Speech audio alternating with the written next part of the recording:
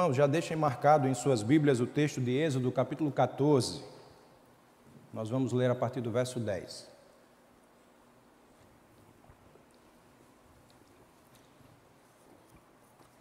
Eu quero nessa manhã conversar com os irmãos sobre os tempos e estações que todos nós enfrentamos na nossa caminhada de fé.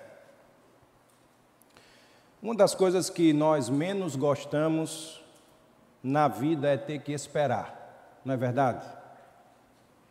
Eu mesmo, meus irmãos, tenho me descoberto para algumas coisas cada vez mais impaciente. Fila, por exemplo, ninguém merece, né? E parece que eu tenho uma unção para fila. Parece que é algo espiritual. Semanalmente eu vou ao supermercado fazer compras, eu acredito que seja assim também com os irmãos. E depois de nós fazermos as nossas compras, nós temos que enfrentar a bendita fila para pagar os nossos produtos, né, que compramos. E quando eu vou encarar a fila, eu faço assim também como os irmãos, porque nós somos seres inteligentes.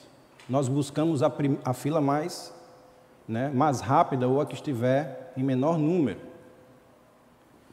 Mas o que acontece comigo, por isso que eu brinco que eu tenho uma unção para a fila, é que eu vou para a fila menor e de repente a fila menor empaca e aquela fila maior que estava ao meu lado começa a desenvolver.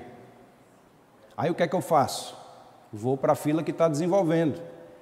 Minutos depois, o que é que acontece? Ela empaca e a fila que eu estava começa a desenvolver. Os irmãos também têm essa mesma unção? Então a gente fica naquele zigue-zague, né? Para lá e para cá, para lá e para cá. Irmãos, boa parte de nós é de uma geração marcada pelo pensamento acelerado. Tudo nós queremos para ontem. Nós somos acelerados demais, nós somos agitados demais, nós somos inquietos demais. Mas, vez por outra, a vida nos surpreende com circunstâncias que vêm ao nosso encontro para que possamos entender que nem tudo nós conseguimos acelerar. A grande verdade, irmãos, é que essas circunstâncias que enfrentamos na vida nos revelam que, por mais que nós não queiramos, todos nós passaremos por estações na vida. Eu já disse aqui em uma outra ocasião que nós falamos muito em transformação, mas falamos muito pouco sobre o processo. Falamos muito sobre restauração, mas falamos muito pouco sobre o caminho até essa restauração. Nós falamos muito sobre o Deus que muda o casamento, que restaura a família, que transforma pessoas, que cura o doente, e tudo isso é verdade. Mas também é verdade que não poucas vezes as ações de Deus são precedidas por alguma estação. É justamente sobre isso que eu quero conversar com os irmãos nessa manhã. Para isso nós vamos ler esse texto, que eu já pedi para os irmãos marcarem aí em suas Bíblias, Êxodo capítulo 14, a partir do verso 10. Assim nos diz a palavra do Senhor. Ao aproximar-se o faraó, os israelitas olharam e avistaram os egípcios que marchavam na direção deles. E aterrorizados, clamaram ao Senhor. Disseram a Moisés: foi por falta de túmulos no Egito que você nos trouxe para morrermos no deserto? O que você fez conosco, tirando-nos de lá? Já lhe tínhamos dito no Egito: deixe-nos em paz, seremos escravos dos egípcios. Antes ser escravos dos egípcios do que morrer no deserto. Moisés respondeu ao povo: não tenham medo, fiquem firmes e vejam o livramento que o Senhor lhes trará hoje, porque vocês nunca mais verão os egípcios que hoje vêm. O Senhor lutará por vocês, tão somente acalmem-se. Disse então o Senhor a Moisés: por que você está clamando a mim? Diga aos israelitas que sigam avante. Erga a sua vara e estenda a mão sobre o mar, e as águas se dividirão para que os israelitas atravessem o mar em terra seca. Eu, porém, endurecerei o coração dos egípcios e eles os perseguirão, e serei glorificado com a derrota do faraó e de todo o seu exército, com os seus carros de guerra e seus cavaleiros.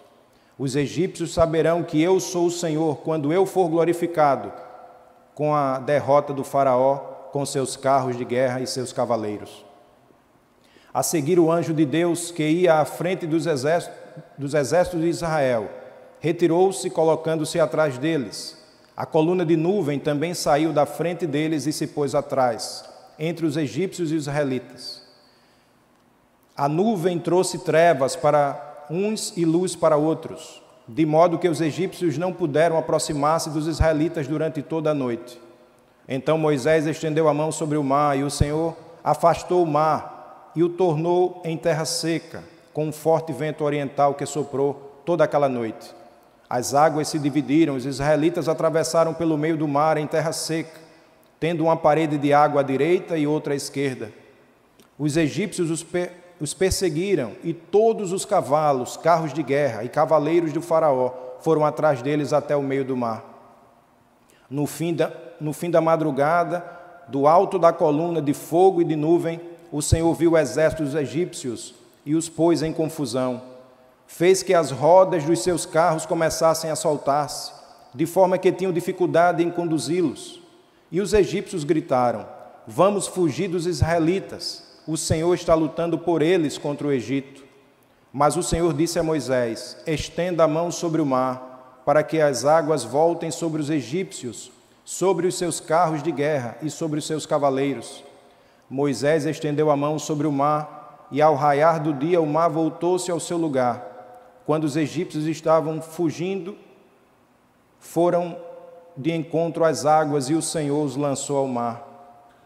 As águas voltaram e encobriram os seus carros de guerra e os seus cavaleiros. Todo o exército do faraó que havia perseguido os israelitas, mar adentro, ninguém sobreviveu. Mas os israelitas atravessaram o mar pisando em terra seca, tendo uma parede de água à direita e outra à esquerda. Naquele dia o Senhor salvou Israel das mãos dos egípcios, e os israelitas viram os egípcios mortos na praia. Israel viu o grande poder do Senhor contra os egípcios, temeu o Senhor e pôs nele a sua confiança, como também em Moisés, seu servo. O povo de Deus havia saído do Egito e agora estava rumo à terra prometida. E a caminhada daquele povo não foi uma caminhada fácil. Irmãos, entre o lugar que nós estamos e o lugar que Deus quer que estejamos, na nossa peregrinação, inevitavelmente existirão obstáculos a serem vencidos. Existirão lutas, mares a serem atravessados. Nunca será fácil, mas uma coisa é certa: Deus sempre estará conosco. O povo foi caminhando, e a Bíblia nos diz que num determinado momento, quando eles olharam para trás, perceberam que o exército de Faraó vinha ao encontro deles. E é importante entendermos que o Senhor havia dado uma ordem para aquele povo. Eles deveriam acampar num lugar chamado Baal-Zefon, entre Migdol e o mar, ali em Pi-Hairote. E se nós observarmos um mapa bíblico, nós vamos perceber que este lugar onde eles estavam acampados era como se fosse um beco sem saída. Eles estavam no lugar onde do lado era montanha, na frente era o mar, e quando eles olhavam para trás, o que eles viam era o exército de Faraó se aproximando deles. E é justamente nesse momento em que eles enfrentavam, que nós percebemos a primeira estação, que é a estação que todos nós enfrentaremos em algum momento da nossa vida, em algum momento da nossa caminhada, que é o tempo da espera. E o tempo da espera, irmãos, é o tempo de permanecermos firmes. Os irmãos precisam entender que eles foram conduzidos por Deus àquele lugar. Eles haviam recebido as promessas de Deus de vitória, Eles já haviam provado milagres de Deus e talvez por isso imaginaram que a batalha já estivesse vencida. Talvez no imaginário daquele povo o pior já tivesse passado. Mas num determinado momento, eles olharam para trás e perceberam o exército de Faraó se aproximando deles. Eles estavam cercados num beco sem saída. E eu creio, meus irmãos, que esse tempo de beco sem saída, esse momento em que nós não temos para onde ir, esse tempo do se correr o bicho pega, se ficar o bicho come, esse tempo onde todas as nossas possibilidades ou todas as nossas melhores ideias se mostram insuficientes, é esse tempo que é justamente o tempo da espera. O tempo da espera é um tempo onde nós devemos permanecer firmes, ainda que as circunstâncias à nossa volta digam não. Deus continua soberano, sentado no seu trono, conduzindo o seu plano. Isso precisa estar guardado no nosso coração. No verso 13, Moisés respondeu ao povo: não tenham medo, fiquem firmes e vejam o livramento que o Senhor lhes trará hoje, porque vocês nunca mais verão os egípcios que hoje veem. Existem momentos na nossa vida que o que nós precisamos fazer é aquietar o nosso coração. Existem momentos na nossa vida que tudo o que precisamos é ficar firmes, sabendo que aquele que começou a boa obra em nós é fiel para completá-la. Sabendo que nós podemos passar pelo vale da sombra da morte, mas nunca passaremos sozinhos, porque o bom pastor prometeu estar conosco todos os dias até a consumação dos séculos, e louvado seja o nome do Senhor por isso. Há alguns anos atrás, eu creio que em 2012, teve um filme chamado As Aventuras de Pi. Acredito que muitos de nós aqui assistiram esse filme. E Pi, num determinado momento, conta que não sabia nadar. E como foi, e contou também como foi que o pai dele tentou ensiná-lo a nadar. O pai dele o jogou na água e, é claro, por ele não saber nadar, ficou se batendo, né? Engoliu um pouco de água, com certeza. Mas, depois de um tempo, o pai o retirou da água e disse: meu filho, um pouco d'água não vai te matar, mas preste atenção, o desespero pode acabar com a sua vida. Por isso eu quero dizer para você, meu irmão, minha irmã, você que nos acompanha pela internet, aquiete o seu coração, aquiete a sua alma, confie no Senhor. Existem momentos, irmãos, onde nada podemos fazer a não ser confiarmos no Senhor, continuarmos confiando que o Senhor está conosco e sabe o que é melhor para cada um de nós. Se a primeira estação é a estação da espera, é o tempo de ficar firmes, é o tempo de não fraquejar, é o tempo de não olhar mais para os egípcios do que para Deus. Se a estação da espera é o tempo de manter o foco no Senhor, a despeito das dificuldades, a segunda estação, o segundo momento, é o tempo de marchar. Verso 15 diz: disse então o Senhor a Moisés: por que você está clamando a mim? Diga aos israelitas que sigam avante. Talvez a grande pergunta aqui seja: marchar para onde? Não tem caminho aberto, né? Na frente tem o mar, do lado tem montanhas e atrás vem o exército de Faraó se aproximando. Então, marchar para onde?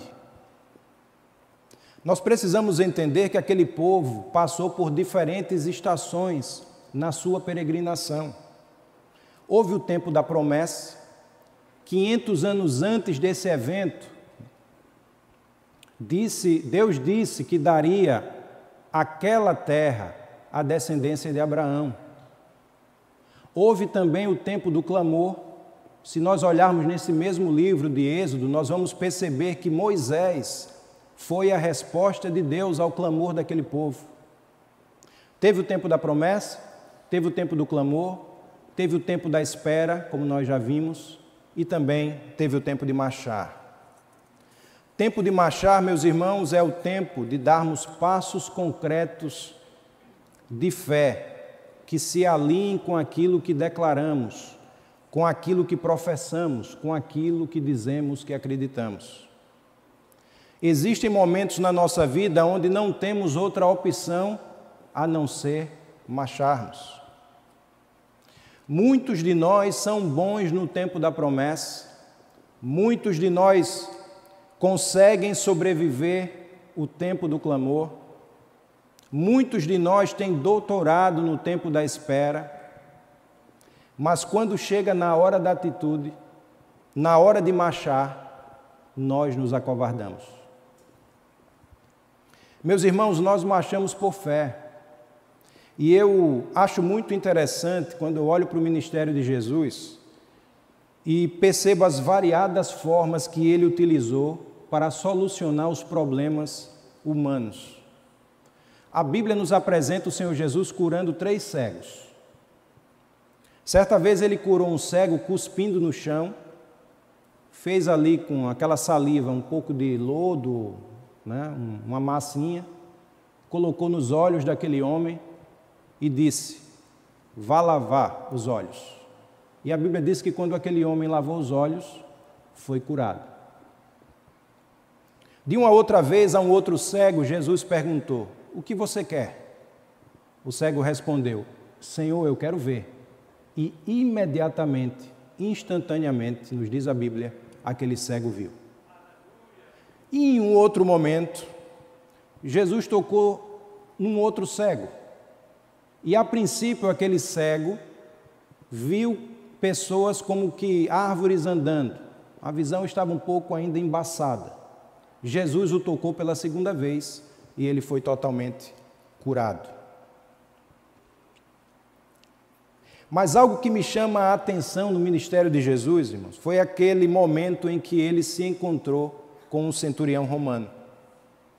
Um centurião que foi ao encontro de Jesus clamando pelo seu servo, clamando pela cura daquele que para ele trabalhava. Ele disse, observem a palavra de um centurião. Se nós trouxéssemos para o nosso tempo hoje, então a palavra de alguém que não era crente. Disse ele a Jesus: o Senhor nem precisa ir na minha casa. Eu não sou digno de receber o Senhor debaixo do meu telhado, mas se o Senhor disser uma só palavra, eu creio, eu sei que o meu servo será curado. E Jesus deu essa palavra àquele centurião. E a Bíblia nos diz que quando aquele centurião chegou à sua casa, foi informado que o seu servo fora curado na hora aproximada que ele havia se encontrado com o Senhor Jesus. Nós não sabemos, irmãos, a Bíblia não nos diz quanto tempo aquele centurião caminhou. Se ele caminhou 1 hora, se ele caminhou 2 horas, se ele caminhou o dia inteiro. Ele não tinha nenhuma evidência, ele não tinha nenhum sinal. Tudo que ele tinha era a palavra do Senhor. E às vezes, nós queremos tantas evidências, nós queremos tantos sinais, nós queremos tantas confirmações. E o que Deus quer é que nós ouçamos a sua palavra e estejamos prontos a marchar, confiando que o mar vai se abrir.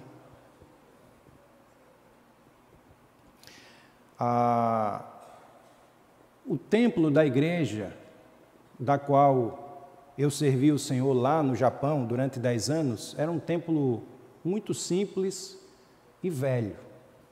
Precisava de uma grande reforma. E como a nossa igreja era uma igreja itinerante, ou seja, determinados momentos do ano tinha muita gente, determinados momentos do ano tinha pouca gente, porque quando as fábricas não tinham muita hora extra, os brasileiros iam embora para outras cidades, em busca de um salário melhor. Então a nossa igreja era uma igreja itinerante.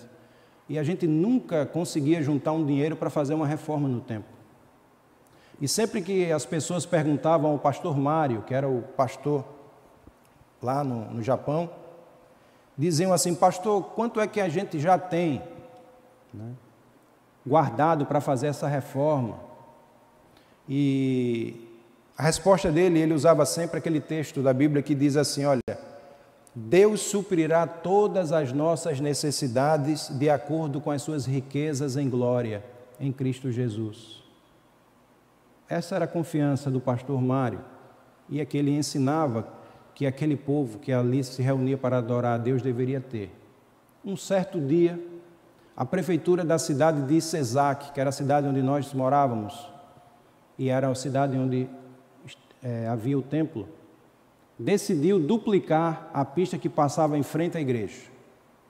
E por conta da duplicação, todas aquelas casas, aquelas propriedades que precisaram perder um pedaço do seu terreno, receberam, né, um dinheiro, né, por conta daquilo. E aí, meus irmãos, a proprietária do imóvel que nós alugávamos para ali ter o templo, não era cristã. Ela poderia ter pego aquele dinheiro e guardado para ela. Mas olha o que Deus fez. Tocou no coração daquela senhora e ela deu todo o dinheiro que ela recebeu da prefeitura, deu para o pastor Mário, e assim o pastor Mário pôde fazer a reforma que aquele templo tanto precisava. E nós recebemos praticamente um templo novo, novinho em folha. É assim que Deus faz. É assim que Deus faz em nossas vidas. Se Deus mandar, nós podemos e devemos marchar com a certeza de que o mar vai se abrir. Eu tenho certeza, irmãos, que nós vamos viver ainda neste tempo histórias de milagres aqui nessa igreja. Eu não tenho dúvida nenhuma que existem pessoas aqui, eu não vou falar nomes, mas a pessoa sabe, vai sentir no seu coração isso. Tenho certeza que pessoas aqui são milagres de Deus. Milagres de Deus, de estarem aqui nessa manhã reunidos. Milagres de Deus. Eu creio que nós continuaremos vendo milagres de Deus aqui neste lugar, para a glória do nome do Senhor. O que precisamos fazer é marchar. Talvez, irmãos, alguns de nós estejam conquistando pouco porque estão marchando pouco. O Senhor disse a Josué: Josué, o lugar que você colocar a planta do seu pé será seu. É verdade que às vezes esse texto é mal interpretado. Tem gente que pensa que onde colocar a planta do pé já pode ir tomando posse, até naquilo que é dos outros. Mas não é isso que o texto está nos dizendo. Se olharmos bem o texto, nós vamos perceber que Deus fez uma promessa e um desafio. Deus estabeleceu os limites da terra e disse: olha, Josué, o seu limite vai ser daqui até ali. Daqui até ali. Mas o que eu quero que você faça, Josué, é que você marche, que você ande. Quanto mais você marchar, quanto mais você andar, mais você vai experimentar. O tempo de marchar, meus irmãos, é aquele tempo em que estamos como Neemias, quando disse: eu estou construindo uma grande obra, não tenho tempo de descer para ficar explicando a A, B ou C o que está acontecendo. Eu estou focado, eu estou num projeto, eu estou numa marcha. Há um tempo de esperar, há um tempo de marchar, e o texto continua nos ensinando que existe uma terceira estação, um terceiro tempo, que é o tempo de assistirmos à batalha do Senhor, ou assistirmos o Senhor pelejando por nós. O povo de Deus entrou no mar, e os egípcios, depois de um tempo, também entrou no mar para perseguir o povo de Deus. E olha o que diz os versos 24 e 25. No fim da madrugada, do alto da coluna de fogo e de nuvem, o Senhor viu o exército dos egípcios e o pôs em confusão. Fez que as rodas dos seus carros começassem a soltar-se, de forma que tinham dificuldades em conduzi-los. E os egípcios gritaram: vamos fugir dos israelitas. O Senhor está lutando por eles contra o Egito. O povo não podia lutar. A ordem para o povo era marchar. E enquanto eles marchavam e chegavam do outro lado, o texto diz que eles viram os carros atolando, os cavalos com grande dificuldade, a tropa desorganizada, o pavor do inimigo crescendo, o mar engolindo os egípcios e eles descobrindo mais uma vez que a luta, que a batalha é do Senhor. Irmãos, o Senhor luta por nós precisamos crer que o Senhor peleja por nós. Eu creio que existem algumas coisas que só você pode fazer por você, que só eu posso fazer por mim. Eu sei que existem atitudes que eu e você precisamos tomar. Existem passos de fé que eu e você precisamos dar. Mas existem também alguns momentos em que nós chegamos no nosso limite. E é justamente nesse momento, nesse tempo, que nós vemos Deus lutando por nós.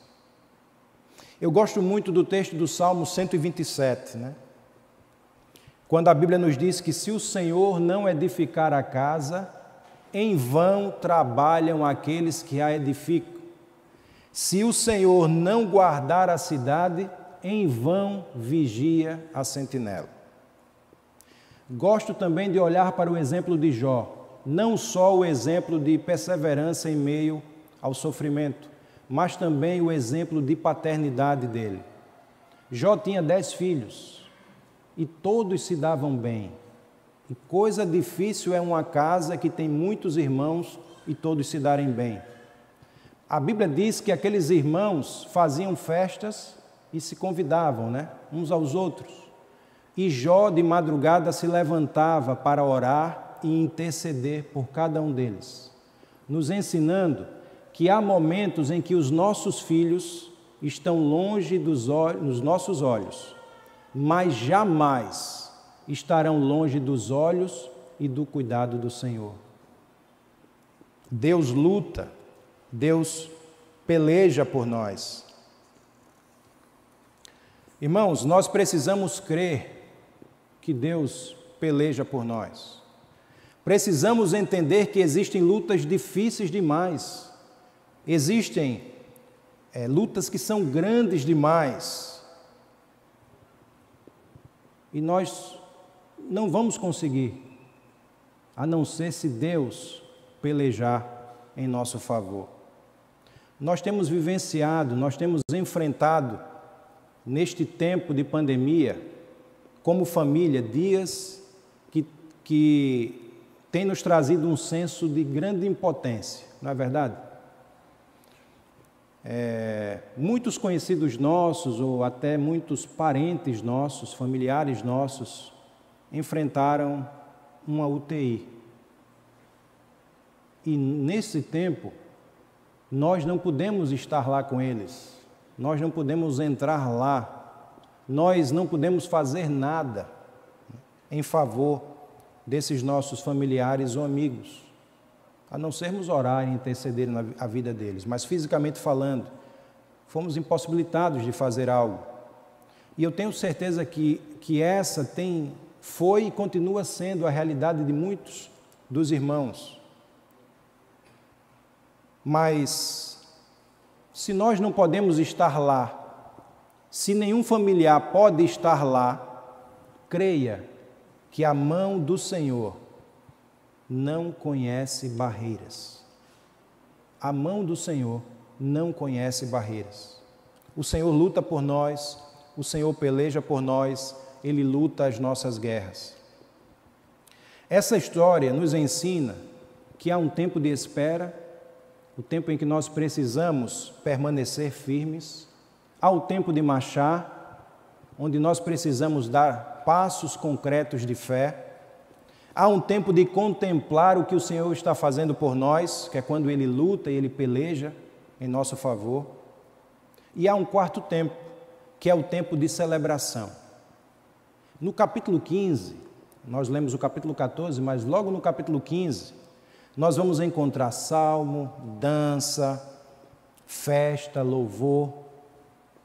O capítulo 15 é o capítulo que eles declaram em alto e bom som: só o Senhor é Deus.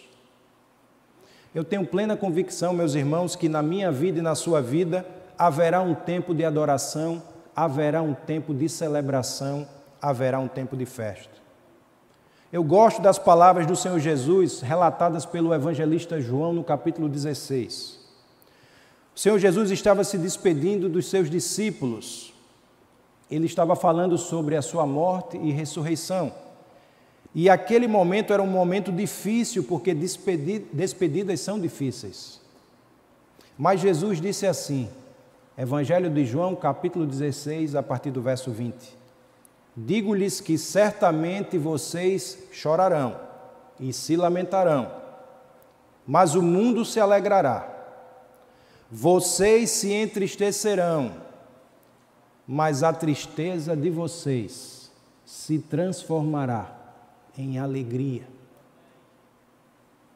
O próprio Senhor Jesus está nos falando nessa manhã. A tristeza de vocês se transformará em alegria. E aí o Senhor Jesus deu uma aula nos versos 21 e 22, quando ele contou uma parábola. E nós sabemos que o Senhor Jesus era mestre por excelência. Ele estava tratando de um conceito abstrato, mas depois passou a tratar de um conceito concreto. Era como se ele estivesse dizendo assim para os discípulos: olha, deixa eu explicar para vocês mais ou menos como a coisa funciona. Olha o que diz os versos 21 e 22. A mulher que está dando à luz sente dores, porque chegou a sua hora. Mas quando o bebê nasce, ela esquece a angústia, por causa da alegria de ter nascido no mundo um menino.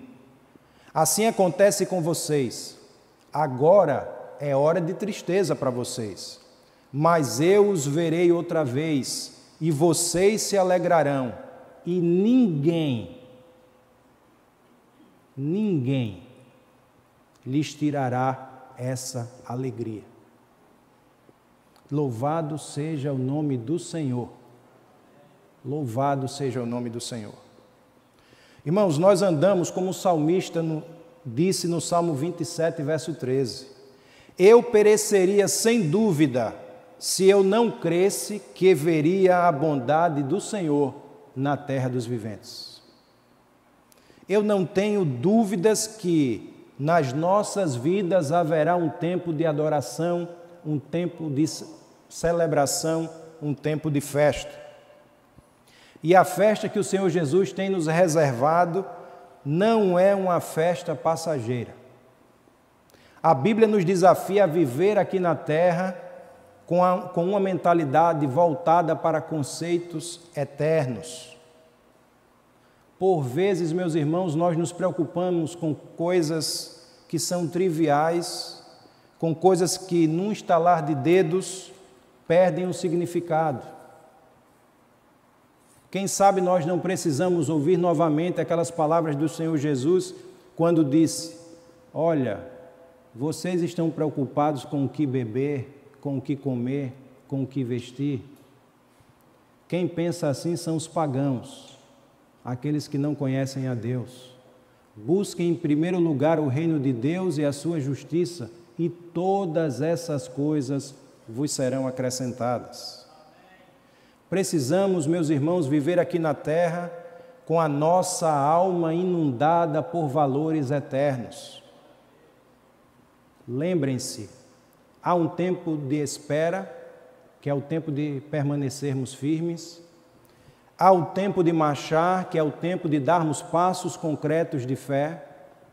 Há um tempo de contemplar o Senhor pelejando por nós. E há um tempo de celebração, um tempo de adoração, um tempo de festa. E a maior festa que nós poderemos participar, meus irmãos, é a festa das bodas do Cordeiro. Esse tempo se aproxima. E só tem um jeito de participarmos dessa grande festa, que é através do Senhor Jesus. Ele disse: eu sou o caminho, a verdade e a vida. Ele não disse: eu sou um caminho. Eu sou o caminho, a verdade e a vida. Ninguém vem ao Pai a não ser por mim. O Senhor Jesus é o único caminho que pode nos levar a Deus. Em Jesus, a nossa festa está garantida. É só uma questão de tempo. E por isso, nesse tempo, eu não quero perder a oportunidade de convidar você, que está aqui entre nós, e que talvez ainda não tenha tomado uma decisão ao lado de Jesus. Talvez você ainda não entregou sua vida ao Senhor. Talvez você ainda não confessou como Senhor e Salvador da sua vida. Mas nesta hora, neste momento, nesta manhã, você tem essa oportunidade. O Senhor Jesus está te chamando, está te convidando para fazer parte do povo dele, daquele povo que participará dessa grande festa, que é as bodas do Cordeiro. O encontro da igreja, que é a noiva, com Jesus, que é o noivo. O encontro da igreja, que é o corpo, com Jesus, que é a cabeça. Esse tempo se aproxima, irmãos. E quem sabe entre nós, você ainda não tomou essa decisão. Tem essa oportunidade nesta manhã. Por favor, se há alguém entre nós, faça um sinalzinho. Levante seu braço, levante sua mão, eu quero orar por você. Amém. Mais alguém? É uma decisão individual, só você pode fazer por você. Há mais alguém entre nós que quer tomar essa decisão? Amém. Louvado seja o nome do Senhor. Que alegria, irmãos. Que alegria vermos a ação do Espírito Santo entre nós. É o Espírito Santo que convence o homem do pecado, da justiça e do juízo. É o Espírito Santo que faz essa obra, que está fazendo essa obra no coração dessas duas irmãs que levantaram as mãos e que já fez a obra nos nossos corações e continua fazendo a cada dia. Nós vamos cantar agora, nós vamos louvar ao Senhor e depois eu estarei orando por essas duas irmãs que levantaram suas mãos, recebendo e aceitando, confessando Jesus como Senhor e Salvador de suas vidas. Fiquemos de pé e louvemos ao Senhor.